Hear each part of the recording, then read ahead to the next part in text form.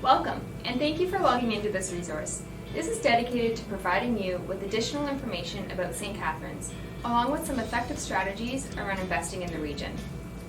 As you may know, St. Catharines has been one of the fastest growing and price appreciating marketplaces in the country, primarily based on underlying economic factors such as increasing average income, decreasing employment, positive net migration, declining lending rates, and the effects of transportation, but most recently what we call the ripple effect. When it comes to employment, the largest employers in St. Catharines are Brock University, Niagara Health System, and the Niagara District School Board.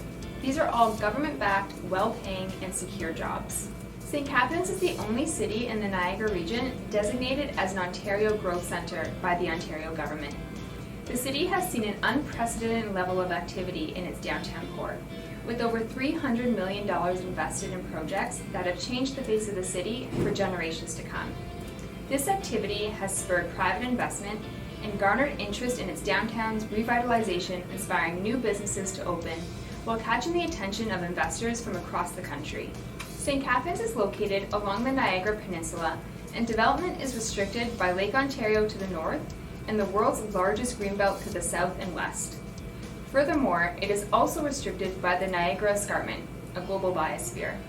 Essentially, in St. Catharines, they're running out of land to build on, and as a result, St. Catharines is gearing up for a significant amount of intensification between now and 2041. St. Catharines has also recently experienced a shift in migration, whereby the largest source of population growth has come from interprovincial migration and non-permanent residents.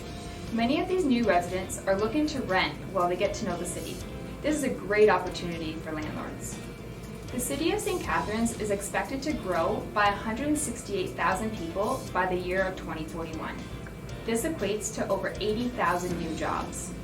Under the GO Strategic 2020 plan, the GO by Metrolinx, amongst a number of other initiatives, is planning on converting trains from diesel to electric, which will have a significant decrease on commute times, along with increasing frequency of traffic and additional stops through the Niagara corridor and right into Niagara Falls.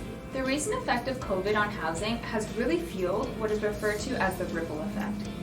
As a result of more virtual workplaces, many homeowners and tenants from Toronto area are leaving the city and residing in larger rental properties and homes in outlier communities. Essentially, people are driving until they qualify. As a result of these moving economic forces, more and more residents are moving into the Niagara region.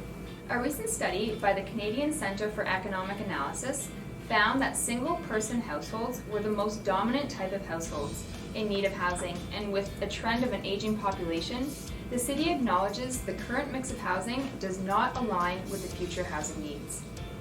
As a result, the region's official plan promotes a diversity of housing stock in order to support this need for single-person households. For those of you savvy investors that are looking for some of the fundamental metrics, get your pens ready. The average home price in St. Catharines is $649,665, which is up by a marginal 1% versus the same time last year.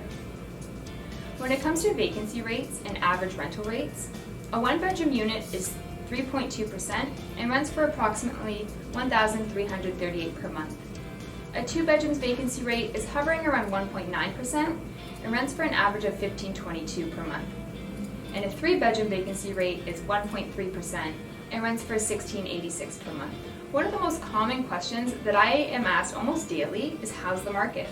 And whether you realize it or not, when you're asking a question to an analytical realtor, what you're basically asking is, are we in a buyer's market?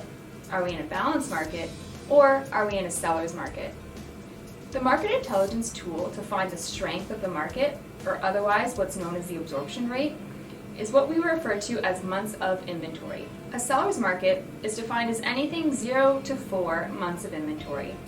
A balanced market is defined as anything 4 to 6 months of inventory, and a buyer's market is anything greater than 6 months of inventory. In St. Catharines, we're currently sitting at 4.7 months of inventory, which is considered to be a balanced market.